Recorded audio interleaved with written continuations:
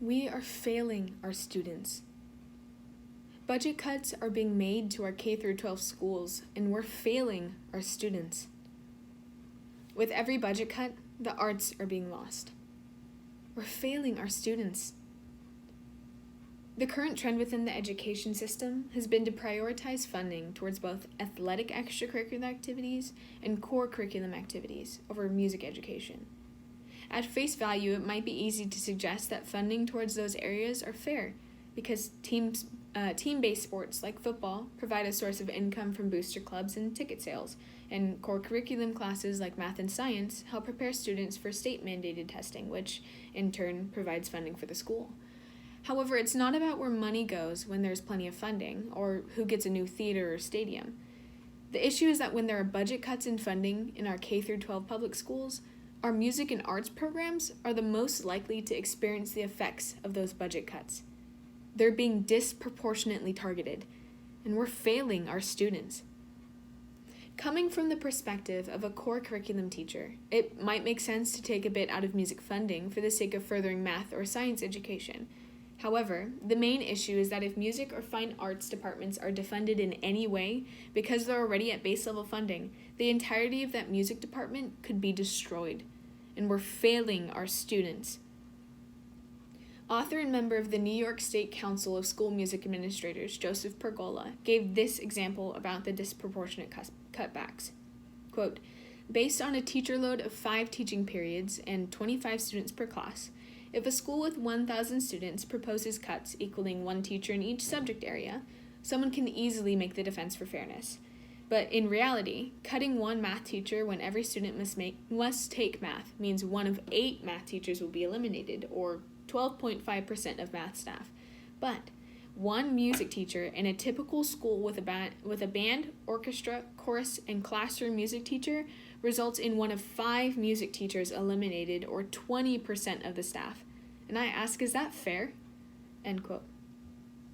Music teachers, especially, wear several different hats within their departments, so the loss of a staff member or resource could mean the loss of an entire section of the music department. We're failing our students. While I can agree it's great to invest in community-based events like sports, by ignoring the neglect of music education within our schools, we're actually putting teenagers at risk of underdeveloping certain personal and professional skills.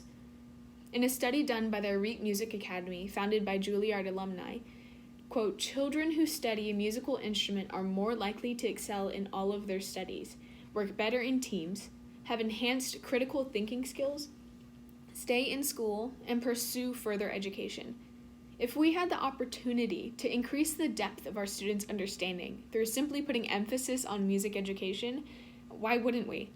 Not only does learning an instrument promote critical thinking, but it also leads to a healthier lifestyle. According to the VH1 Save the Music Foundation, quote, students who participated in a music group at school reported the lowest lifetime and current use of all substances, like tobacco, alcohol, and illicit drugs. Again, I ask you, if we can impact the quality of life for our students by putting emphasis on music in our schools, why wouldn't we? If we're failing our students by holding back a life that's rich with depth of understanding and freedom because of our own reckless budget cuts, what do? We reform. We need to hold the people currently responsible for our school funding accountable. And one way that we can do this is by mandating how much of our money and resources can be taken from each department of our schools. We can put a limit to the cutbacks so that each department of the school feels the cutback evenly, ensuring that each department of our school will be protected from ever being removed from our students' education. For example, in this specific scenario, let's say that funding is directly based on classroom size alone. There are 30 students in a math class that receive $5,000 per year in funding, and 15 students in a music class that receives $2,500 per year in funding. And we need to make a cutback between these 2 departments of $1,500. Before our proposed regulations, the school board could potentially pull the entire $1,500 from the music class because there are less people participating in that class, which means that over 50% of that music class's funding could be taken away.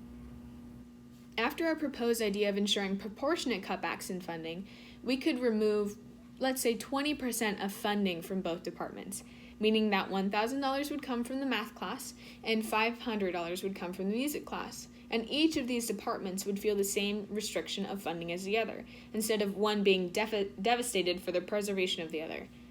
The idea of proportionate cutbacks protects all aspects of our education system and ensures that our music departments will not only continue to be a part of our education system, but that they will be of a higher quality. According to psychologist Katrine Hill, quote, regardless of socioeconomic status or school district, students, in this case third graders, who participate in high-quality music programs actually score higher on reading and spelling tests, end quote. And considering school funding within most parts of the United States is based on test scores, quality music education will directly lead to higher SAT and ACT scores and lead to an increase in overall school funding.